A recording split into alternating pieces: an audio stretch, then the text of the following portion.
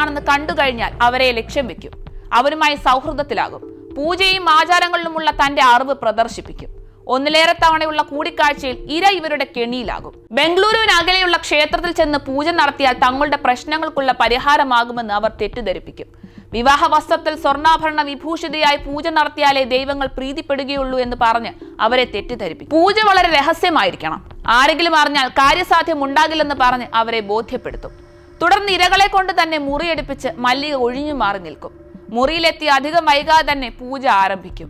തുടർന്ന് തീർത്ഥമാർന്ന വ്യാജേന സയനൈഡ് കലർത്തിയ വെള്ളം കുടിക്കാൻ നൽകും. സയനൈഡ് ഉള്ളിൽ ചെന്ന് ഇര പിടഞ്ഞു മരിക്കും.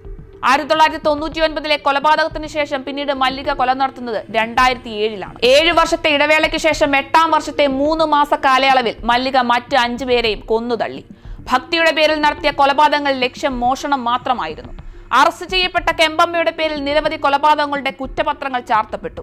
മാധ്യമങ്ങളിൽ ശ്രദ്ധ നേടിയവർ പിന്നീട് സയനൈഡ് മല്ലിക എന്ന കുപ്രസിദ്ധി നേടി. നാഗവേണി കേസിൽ 2009 മാർച്ച് 24 തുംകൂർ കോടതി സയനൈഡ് മല്ലികയ്ക്ക് വധശിക്ഷ വിധിച്ചു. എന്നാൽ കർണാടക ഹൈക്കോടതി അത് ജീവപര്യന്തമായി വെട്ടിക്കുറച്ചു.